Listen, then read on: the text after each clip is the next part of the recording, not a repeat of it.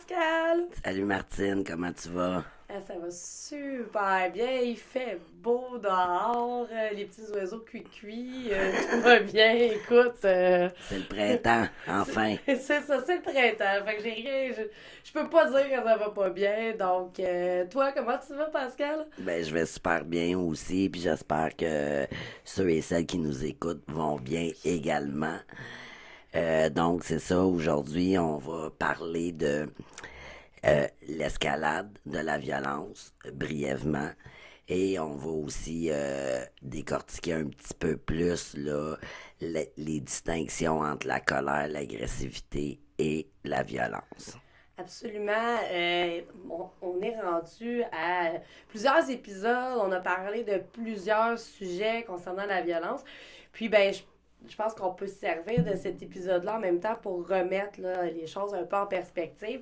Donc, je vais y aller avec trois définitions pour commencer, là, pour que on repart tous à la même place là, aujourd'hui, là, parce qu'on a tellement parlé de choses que ça se pourrait que vous soyez mêlés. Des fois, je me mêle moi-même quand je parle, fait que j'imagine les autres.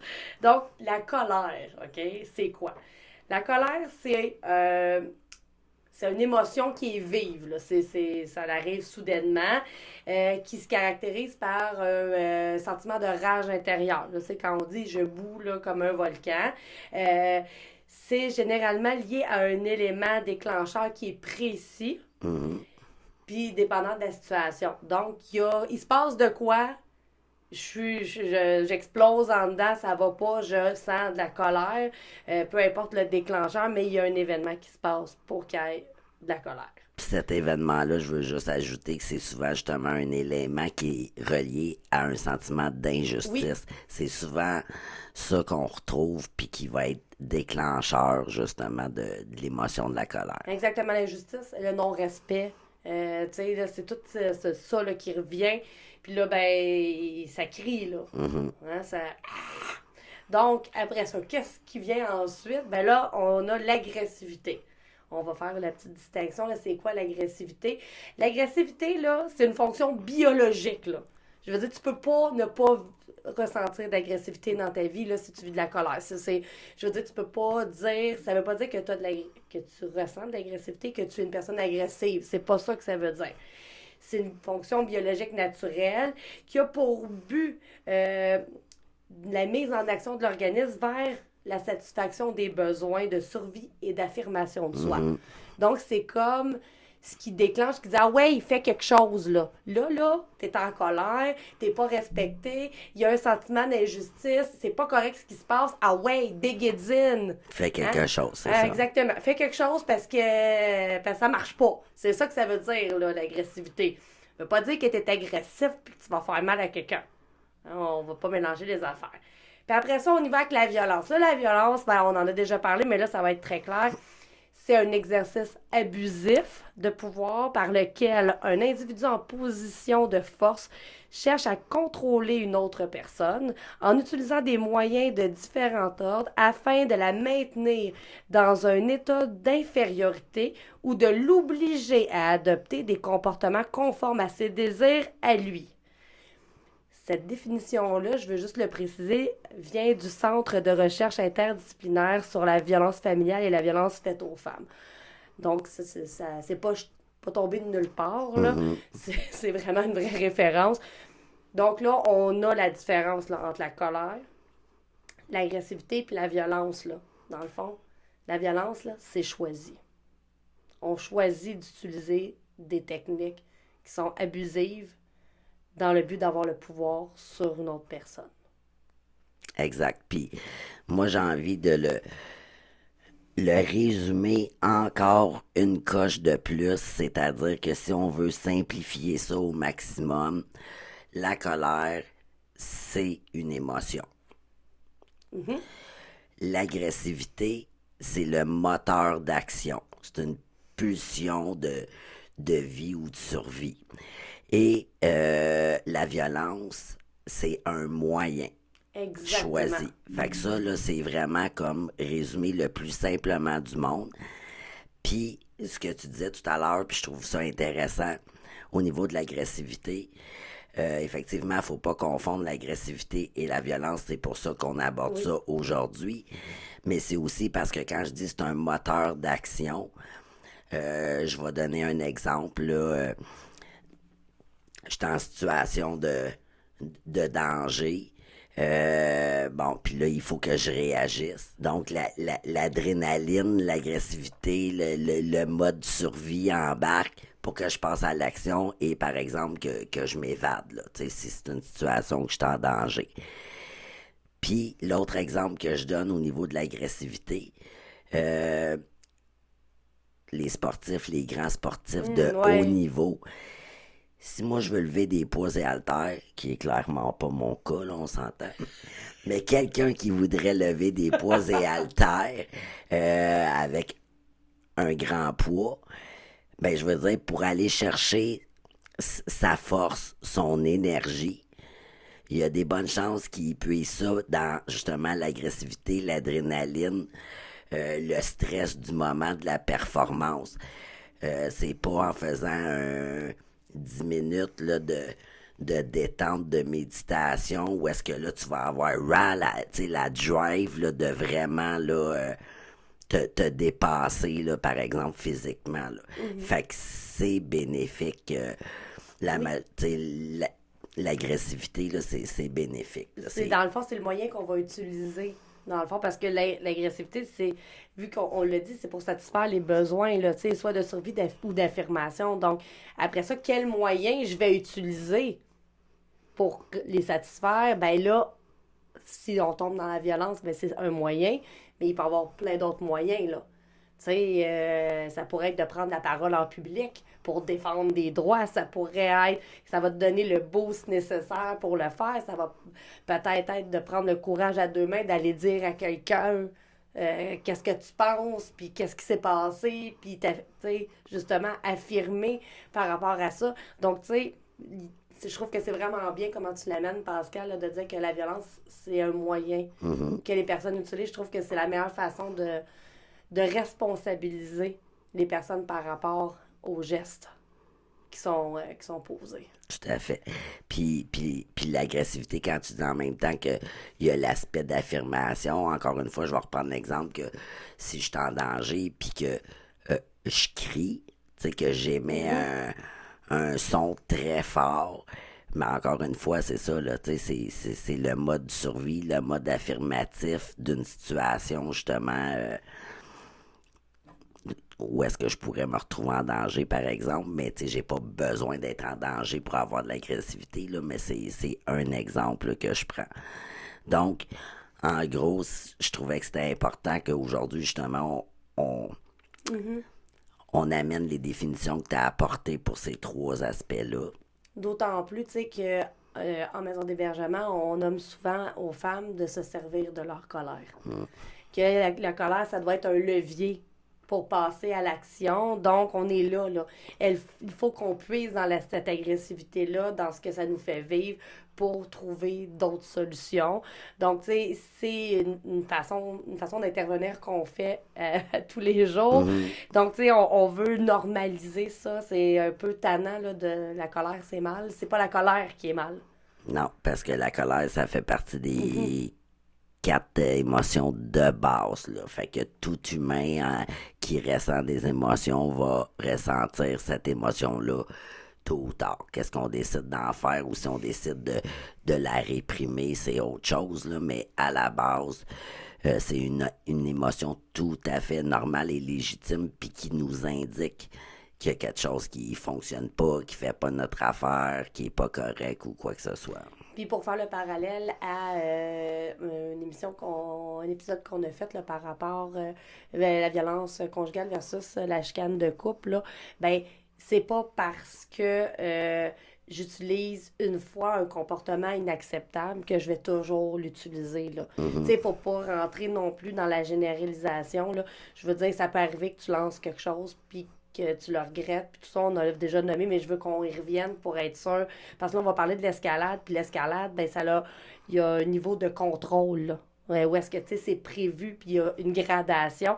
Donc, je pense que c'est important de dire, ben c'est pas parce qu'une fois, la personne a commis un geste inacceptable qu'on va embarquer dans l'escalade, là. Non, puis comme dans le premier épisode où est-ce qu'on a abordé les bases de la violence, puis on vous a expliqué le cycle de la violence, ben c'est ça, on y faisait brièvement allusion là, à l'escalade, en ce sens que ben, c'est des phases qui sont comme préméditées, là, quand tu disais là, que c'est un moyen qui est utilisé, Oui. des stratégies qui sont mises en place. Et on expliquait aussi que cette fameuse roue-là avec les phases allait de plus en plus vite. Puis c'est ce qu'on appelle l'escalade. À un moment donné, les formes de violence peuvent s'accentuer et le niveau d'intensité aussi. S'accentuer, se multiplier. Donc, il peut y avoir plusieurs types de violences dans la même épisode d'agression, au lieu d'en avoir juste une seule.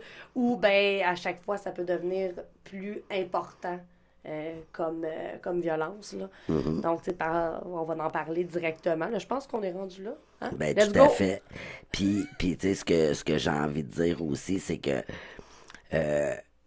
quand on parle d'escalade, oui, ça peut se faire au sein même de la relation, mais parfois, des fois, on peut entendre, là, encore une fois, on fait référence à notre travail, mais des femmes qui vont dire tant qu'on n'était pas séparés ou tant que je lui ai pas annoncé que j'allais le quitter, il n'y avait jamais eu de violence physique auparavant. Donc, au moment d'une séparation, au niveau de la violence post-séparation, ben là aussi, il peut rentrer en ligne de compte le fameux escalade qu'on parle. Donc, ce que tu viens de nommer, ça fait vraiment directement référence.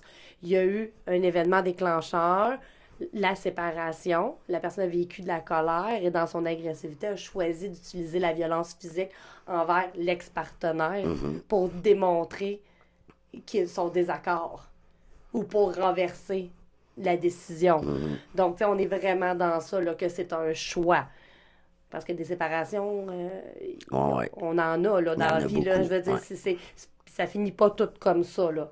Donc, tu sais, oui, c'est normal ça peut être la colère, de la peine, peu importe, de vivre un élément déclencheur puis de réagir, mais on choisit la violence. C'est ça. On choisit la manière qu'on réagit tout court, qui peuvent être justement de la violence ou non, mais dans tous les cas, effectivement, c'est un choix. Donc, il y avait cet aspect-là au niveau de l'escalade aussi. Donc, ça peut s'accentuer pendant la relation, suite à l'annonce d'une séparation. Ça peut être aussi au sein même du couple où est-ce que justement la roue tourne de plus en plus vite. Puis au niveau des formes de violence aussi, c'est ça, je viens de le mentionner. Fait que il peut y avoir pendant un certain temps uniquement la violence, par exemple, verbale, mais au fil du temps ou des situations, ben là, devient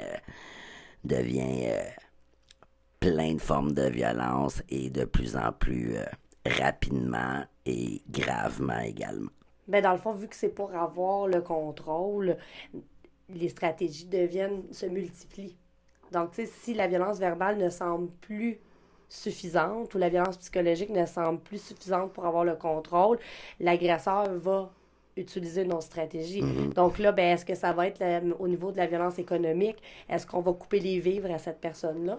Est-ce que Aussi. ça va être ça la solution? Parce qu'on a l'impression que là, on n'a plus le contrôle de cette personne-là ou de la situation. Donc, on tire un peu plus, on tire un peu plus. Puis après ça, tu sais, on va utiliser une autre forme. Puis c'est pas toujours parce qu'il y a une perte de contrôle, tu sais, que la personne pense qu'il y a une perte de contrôle sur la situation. Des fois, c'est, tu sais, j'aime pas beaucoup le mot, là, mais j'essaie de trouver quelque chose. Tu sais, la personne croit qu'elle perd le contrôle de la situation, mais c'est pas nécessairement le cas. Parce que oui, il y a des personnes qui sont victimes qui vont se révolter, qui vont réagir face à la violence qu'elles vivent, mais il y en a d'autres qui font le tapis, là. Donc, tu sais, des fois, on dirait que c'est de chercher des bébites pour trouver des raisons d'utiliser des, des moyens violents, encore plus violents à chaque fois. Puis c'est ça, puis c'est pour ça qu'on dit que c'est un choix, tu sais, parce que c'est loin d'être de l'ordre de la nécessité, là, parce que comme tu dis, il y en a qui vont réagir de façon plus soumise, mettons. puis d'autres plus réactives. Donc, en gros, je sais pas si toi, tu voulais comme ajouter autre chose, mais c'est ça, c'était important pour nous aujourd'hui de faire ces distinctions-là, puis en même temps profiter pour faire un lien avec des précédents épisodes.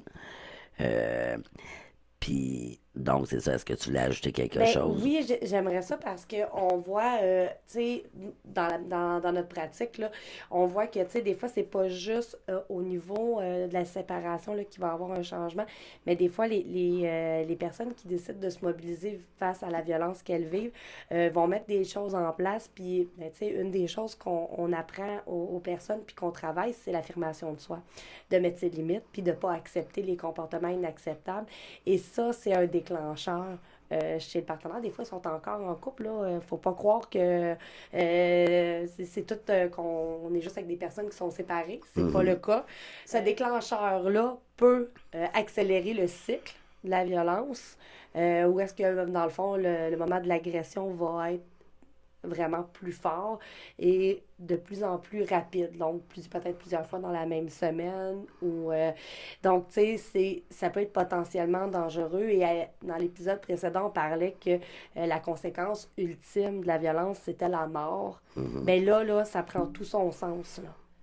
C'est que dans les moyens utilisés, on utilise des formes de violence qui sont de plus en plus blessantes pour l'autre, pour avoir de plus en plus de contrôle, puis éventuellement aller jusqu'à prendre la vie de l'autre ou s'enlever la vie parce qu'on peut pas avoir l'autre.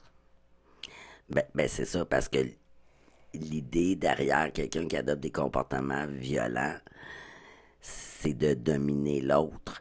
Et si l'autre se décide ou apprend, peu importe, à s'affirmer davantage, à se positionner, à ne plus accepter, à dire non, ben là, l'autre, il sent qu'il est en train de reprendre son pouvoir, puis ça fait clairement pas son affaire. Fait qu'effectivement, là, il va y aller de manière plus intense ou différente là, pour parvenir à ses fins. Ou plus rapide.